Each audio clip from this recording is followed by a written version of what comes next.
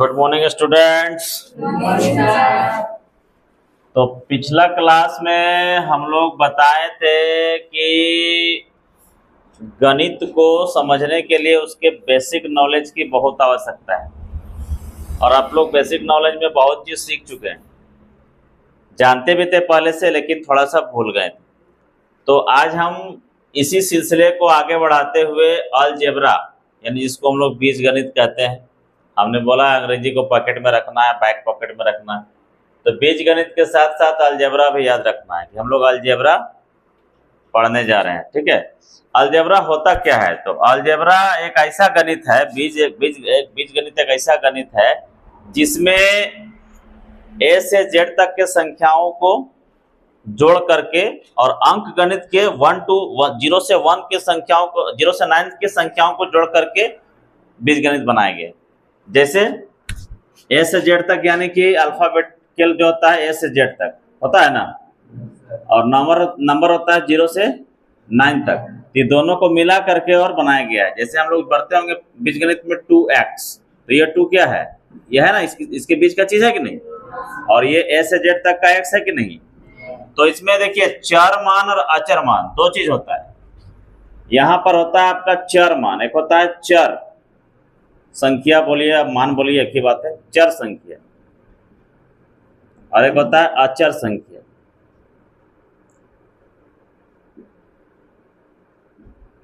एक होता है समान पद, एक होता है असमान पद, बहुपद,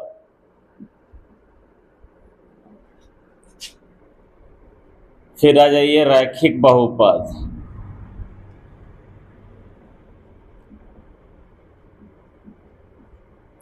द्विघात बहुपद,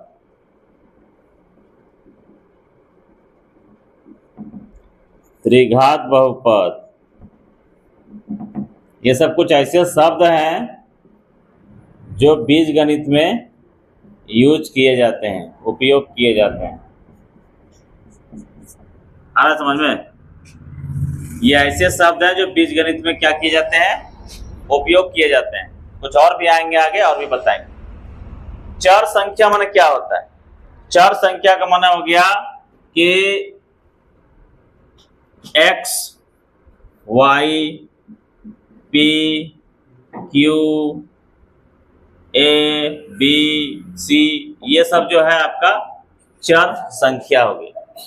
अचर संख्या मतलब 0, 1, 2, 3, ये सब आपका अचर संख्या होगी। चर क्यों बोला जाता है? चर इसलिए बोला जाता है कि आप लोग 10वां क्लास में जितना चैप्टर पढ़े हैं उसमें बहुपद भी है आपका, है ना। आप बहुपद में देखते होंगे कि x का मान लेना रहता है, x प्लस वाई बराबर 10 है। अगर x का मान लेना रहता है 1 तो y का कुछ मान आ जाता है। 0 भी ले सकते हैं, 1 भी ले सकते हैं, 2 भी ले सकते हैं, 3 भी ले सकते हैं, कोई भी संख्या इसका मान हम लोग 1 लेते हैं कि नहीं? यही करते थे जब हम लोग बहुपद बना रहे थे। तो कोई 1 मान लेते थे, x का मान लेते थे तो y का मान आता था, y का मान लेते थे, कुछ भी मान लेते थे, कुछ भी, 0 माने, 1 माने, 2 माने, कोई भी एक संख्या मान लेते हैं तो y बराबर कुछ ना कुछ आ ही जाता था। समझे? यानी कि ये आप कह सकते हैं कि इसमें चारा रहता है, इसमें चारा रहता है। चारा माने क्या बोलते हैं? चारा किसको बोलते हैं?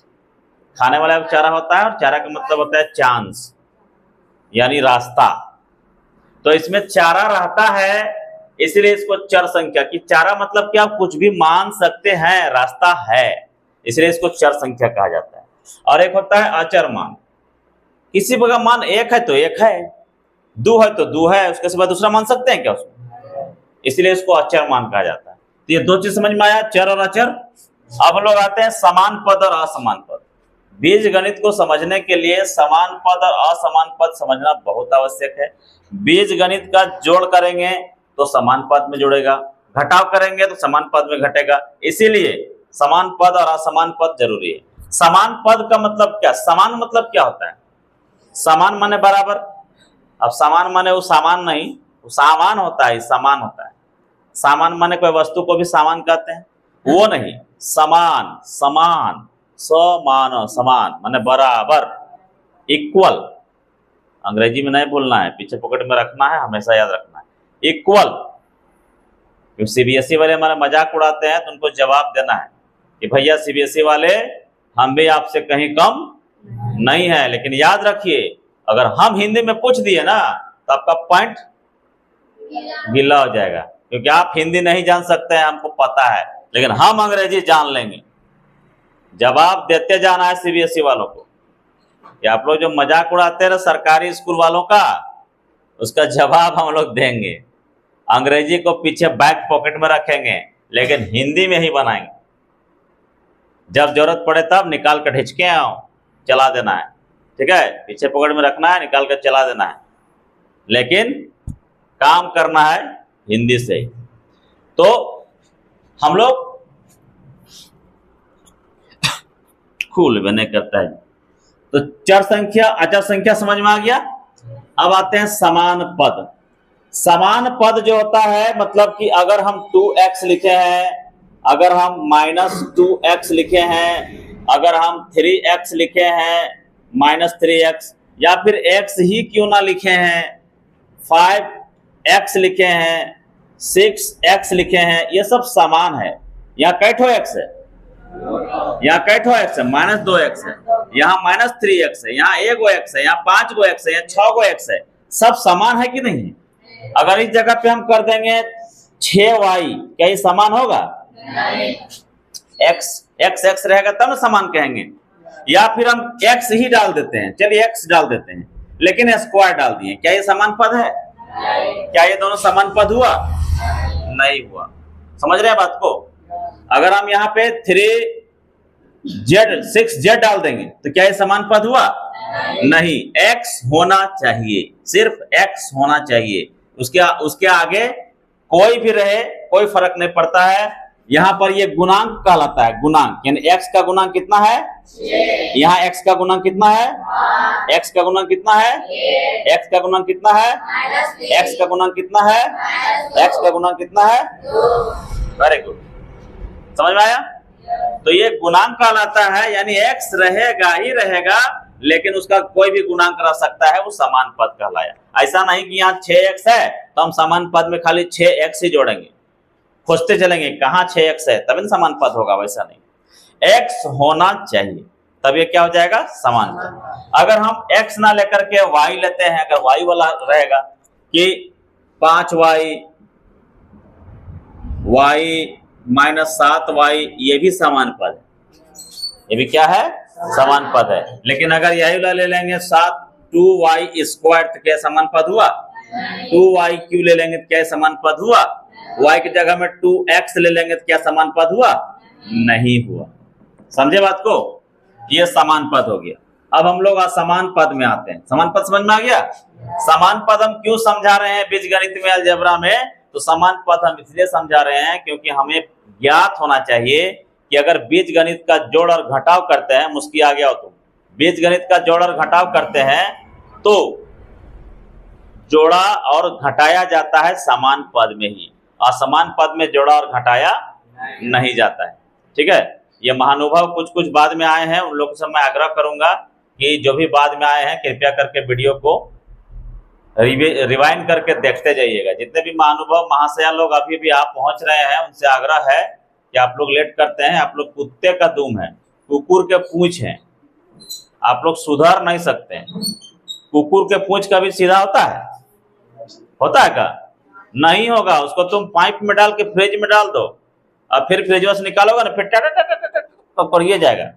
कुकुर के पूंछ ऐसे नहीं रहता है सीधा टेढ़ा। ये लोग कुकुर के पूंछ है, ये लोग सुधारने वाला नहीं है, चाहे कुछ हो कर लो। इसलिए वीडियो बना दे रहे हैं, वीडियो देख लेना, समझ लेना, इंपॉर्टेंट टॉपिक है, समझ लेना, नहीं तो जाओगे भीतरे। ठीक है, तो चलो, तो यहां पर हो गया समान पद। अब असमान पद समझते हैं। हम क्या बताएं कि जोड़ और घटाव, बीजगणित का जोड़ और घटाव समान पद में ही होता है। फिर से एक बार समझाना चाहेंगे कि अगर 2x को 5y से जोड़ेंगे तो क्या 5 और 2 7xy होगा? नहीं होगा। इतना ही आंसर रह जाएगा, यही आंसर रह जाएगा। समझे बात को? तो कभी भी समान पद में ही जोड़ घटाव होता है, असमान पद में नहीं होता है। अगर यहाँ 2x प्लस 5x स्क्वायर कर देंगे तो ये भी नहीं जोड़ सकते हैं, ये भी जस्ट का तस्ट आंसर आएगा। समझे बात को? इसीलिए समान पद में ही जोड़ घटा होता है, इसीलिए समान पद और असमान पद को समझना बहुत आवश्यक है। अब हम लोग आते हैं असमान पद। असमान पद माने क्या बताएं कि यहाँ 2x है तो यहाँ 5y हो जाएगा, असमान पद है। कहे नहीं 2y ही हो जाएगा, ये भी असमान है। भले दो मिल रहा है लेकिन यह चर मान मिल रहा है क्या? चर मान मिलना चाहिए तभी ये समान पद होगा, अन्यथा यह असमान पद है। ठीक है, 2x स्क्वायर कर दिए माइनस 3x क्यू कर दिए, ये सब क्या है? सब असमान पद है, सब असमान पद है, समान पद नहीं है। ठीक है, कोई दिक्कत यहां तक? जैसे कोई दिक्कत यहां तक? फिर आगे हम लोग आते हैं बीजगणित में, क्या देखते हैं? बहुपद देखते हैं। तो बहुपद जो होता है वो ax square plus bx plus c के रूप का होता है। मतलब उदाहरण के लिए हम ले लेते हैं कि 5x square minus 6x, minus रहे प्लस रहे उससे कोई फर्क नहीं पड़ता है, प्लस 2। ये देखिए पहला स्क्वायर के रूप में है, दूसरा x के रूप में है, स्क्वायर नहीं है, और तीसरा ऐसे नॉर्मल है, यानी कि क्या है? अचर संख्या है। समझ रहे हैं बात को? पहला पद जो है वो x स्क्वायर में है, यानी द्विघाती है, दो घात है कि नहीं? दूसरा पद जो है वो रैखिक है। रैखिक क्या होता है समझाएंगे आगे। और तीसरा पद जो है वो अचर मान है। ठीक है, तो ये बहुपद कहलाता है। बहुपद और भी होता है जो कि आगे क्लासेस में हम लोग पढ़ेंगे, कोई जरूरी नहीं है कि स्क्वायर वाला होता है, और भी इधर होता है, क्यू से शुरू होता है, 4 से शुरू होता है। तो बहुपद होता है आगे, जो कि आप लोग आगे के क्लासों में वर्गों में पढ़ेंगे। फिलहाल अभी यहाँ आपको 10th क्लास में जो जरूरी है वो हम बता रहे हैं। अब हम लोग आते हैं रैखिक बहुपद। रैखिक बहुपद, अच्छा एक मिनट, क्या इसको हम यहाँ लिखेंगे -6x प्लस 2, क्या ये बहुपद है? नहीं है बहुपद। ठीक है, स्क्वायर होना जरूरी है। ठीक है, याद रखिएगा। आगे देखिए रैखिक बहुपद। रैखिक बहुपद जो लिख लिए, बहुपद 3 प्रकार का होता है। एक है रैखिक बहुपद, एक है द्विघाती बहुपद, एक है त्रिघाती बहुपद। तो रैखिक बहुपद का मतलब होता है कि अगर हम लिख देंगे 6x, तो ये इसमें कितना है? x में कितना पावर है? x का पावर कितना है? 1 है, तो ये रैखिक हो गया। एक पावर वाला जो घातांक जिसको बोलते हैं, हिंदी में घातांक बोलते हैं, अंग्रेजी में पावर बोलते हैं। तो अगर घातांक आपका 1 है, घातांक आपका 1 है, तो वो कहलाता है रैखिक। क्या कहलाता है बाबू? रैखिक कहलाता है। लेकिन अगर वो 2 है तो 2 रैखिक नहीं कहलाएगा, वो द्विघाती कहलाएगा। अगर 3 है तो वो त्रिघाती कहलाएगा। समझ गए? तो इसका एक उदाहरण हम लेते हैं, 6x प्लस 1 रैखिक हो गया। 2x square minus 9x plus 2, कुछ भी लिख दीजिए, ये द्विघाती बहुपद हो गया। या इतना सो लिखेंगे वो भी द्विघाती हो गया, इधर मिटा देंगे, खाली स्क्वायर वाला भी रहेगा, वो भी द्विघाती होगा। ठीक है, त्रिघाती 3x Q minus 5x plus 2, या कुछ भी है, नहीं भी रहे तो भी ये त्रिघाती, plus 2x square plus 3x minus plus 4, कुछ भी रहे, ये त्रिघाती है क्योंकि 3 घात इसमें है। समझ रहे हैं? रैखिक, द्विघाती, त्रिघाती। कोई दिक्कत? कोई दिक्कत? ऊपर से नीचे तक देख लीजिए। ये बीज गणित का मेन टॉपिक है जिसको आपको समझना बहुत जरूरी है, नहीं तो आगे आप समझ में आपको नहीं आएगा। कोई दिक्कत यहां तक? इसको जरा सा एक बार कॉपी में नोट कर लीजिए।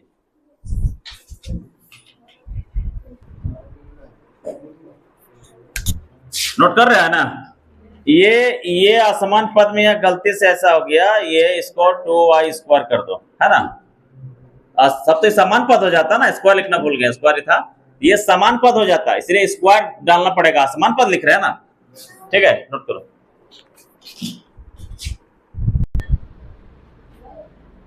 चलिए अब आगे बढ़ते हैं। हम लोग अब आते हैं बीज गणित का जोड़ में। ठीक है, बीज गणित का जोड़ में जो नीचे बैठे हुए हैं बालिकाएं, आप लोग को दिख रहा है? वहां से आपको दिखता है मैडम? थोड़ा इधर हो जाइए ना नैना जी, नहीं तो आप नैना जी थोड़ा इधर नहीं होगा तो उसका नैना यहाँ तक कैसे पहुंचेंगे? इसका नैना के बगल वाली इधर हो जाओ ना, इधर हो जाओ। हाँ, तब तुम्हारा नैना यहाँ तक पहुंचेंगे। अब देखो जोड़, बीजगणित का जोड़, जोड़ अब जोड़ घटाओ तो पढ़े होंगे ना जी। तो ये बीजगणित का जोड़ पढ़ने जा रहे हैं आप। देखिए अगर 6x को 7x से जोड़ा जाए तो कितना होगा? 6 और 7 को जोड़ना है, कैठो x है, ये कैठो x है, तो यह हो जाएगा 6 और 7 13x हो जाएगा, होगा ना। लेकिन यही अगर 6x और यहाँ माइनस रहा तो क्या हो जाएगा? ये घट जाएगा, है ना। 7 में 6 जाएगा तो क्या बचेगा? -x बचेगा। याद रखना अगर दोनों जगह माइनस रहा 6x माइनस 7x तो क्या होगा? जुड़ जाएगा। साइन अरेंजमेंट बताए थे ना, साइन अरेंजमेंट, तो -13x हो जाएगा, क्योंकि बड़ी संख्या का आगे जो चिन्ह रहता है वही लगता है। यहाँ बड़ी संख्या का आगे माइनस है, माइनस ही रहेगा। ठीक है। अगर 6 में माइनस रहा और +7 में रहा तो भी घटेगा, लेकिन उत्तर क्या होगा? x होगा। यहाँ -x था, इसमें x होगा। ठीक है। तो जोड़ क्या है कि आप ये तो सिंपल जोड़ बताए हैं। अगर यहाँ पे रहे आपका 6x² + 7x -3 को जोड़ना है 16x³ + 7x² -9x + 3 से, तो कैसे जोड़ेंगे? दो तरीका से जोड़ते हैं हम लोग। एक स्तंभ विधि ऊपर नीचे करके जोड़ते हैं, और दूसरा ऐसे सरल करके जोड़ते हैं। पहले सरल वाला ही समझ लीजिए। इसको क्या करेंगे? 6x² लिखेंगे और यहाँ जो स्क्वायर वाला है इसको इधर कर देंगे, समान पद एक जैसा करते जाएंगे। फिर यहाँ 7x है तो 7x लिख देंगे, और यहाँ -9x है, 9x लिख देंगे।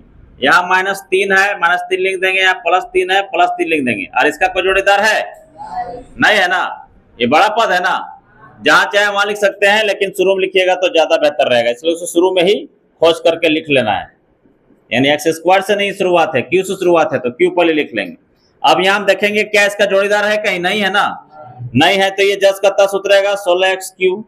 उसके बाद 6 और 7 समान पद है, ये दोनों समान पद है, समान पद में जुड़ता है ना। 6 और 7 कितना हो जाएगा? 13x²। ये समान पद है, लेकिन ये घट रहा है क्योंकि एक प्लस में है और दूसरा माइनस में है। यहाँ लिख देंगे -2x। उसके बाद ये समान पद है, एक माइनस है और दूसरा प्लस है, तो क्या हो जाएगा? घट जाएगा, क्योंकि समान पद होने के साथ साथ इतना समान है कि है ना, एक है दोनों, तो क्या हो जाएगा? 3 में 3 जाएगा तो घट करके 0 होगा ना, ये कट जाएगा, इसका कोई जिक्र यहाँ पे नहीं होगा, यही आंसर हो जाएगा। ठीक है। इसको अगर स्तंभ विधि से बनाया जाए तो कैसे बनाएंगे? जो यहाँ लिखा हुआ है 6x² + 7x -3, उसके नीचे इसको लिखेंगे, लेकिन ये बड़ा पद है, बड़ा पद को इधर डाल देंगे। 16x³ + 7x² -9x + 3। ठीक है। अब क्या करेंगे? 16x³ को लिखेंगे और 6 और 7 13x² हो जाएगा, +2x हो जाएगा, और यहाँ कट जाएगा, यहाँ कुछ नहीं होगा, इतना आंसर हो जाएगा। ठीक है ना। तो चाहे स्तंभ विधि से बनाए चाहे सॉरी, यहाँ -2 होगा, बड़ा संख्या है। चलिए आप लोग सीख रहे हैं, इसका मतलब बड़ा संख्या है इसलिए -2 होगा। ठीक है, कोई दिक्कत? तो ये था आपका स्तंभ विधि और ये सरल विधि। तो मान लीजिए स्तंभ विधि कब हार्ड हो जाता है? स्तंभ विधि कब हार्ड हो जाता है? 20 रुपया आपको फाइन लग गया मैडम, आप लेट से आए हैं, आप तब तक अटेंडेंस बन चुका था। तो 16x³ + 13x² -2x कंप्लीट। कोई दिक्कत? देखिए एक तरह का क्वेश्चन कब आता है, जब मान के चलिए कि यहां रहे, या फिर यहीं पे लिखते हैं, क्वेश्चन है 5x⁴ -2x + 3, और यहां रहेगा 2x⁵ + 6x² Q minus 9x square. ऐसा रहे तो क्या कहीं पर x पर पावर 4 है? कहीं पर x इधर है, यहां पर एक अचर मान है, इधर कहीं अचर मान है? यहां पर x पर पावर 5 है, यहां कहीं है? यहां पर q है, यहां कहीं है? यहां पर स्क्वायर है, यहां कहीं है? कोई पदवे नहीं मिल रहा है। तब क्या करना है? हाँ, क्या करना है? इसका उत्तर हो जाएगा 5x पर सॉरी पहले बड़ा पद लिख लीजिए, 2x पर पावर 5 प्लस 5x पर power 4 plus 6x cube minus 9x square minus 2x plus 3, यही योर आंसर। कोई दिक्कत? कोई पदवे नहीं मिलेगा तो छाप देना है, लेकिन तरीका से छापना है। पहले बड़का, तब छोटका, तब छोटका, तब छोटका, तब छोटका, तब सबसे छोटका। ठीक है? यहाँ x कहीं है? हाँ, एक चीज छूट नहीं छूटा है। ठीक है, क्लियर? तो ये था जोड़ भैया, ये क्या था? जोड़। उतारने की जरूरत है क्या? नहीं ना? समझ में आ गया सबको? जो लोग बाद में आए हैं उनसे आग्रह रहेगा कि वीडियो को देख लें, घर में जाकर के शुरू से बताया गया है, लोग देख के पढ़ें। और जो बाद में आए हैं हाजिरी बनने के बाद, उनको फाइन लग चुका है, कृपया करके जमा कर दें। ठीक है? बाकी हमको कोई सवाल जवाब नहीं करना है। आप कैसे लेट हुआ, क्या हुआ, आप समझिए।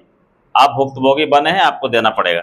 चलिए तो आगे बढ़ते हैं, इसको मिटाते हैं।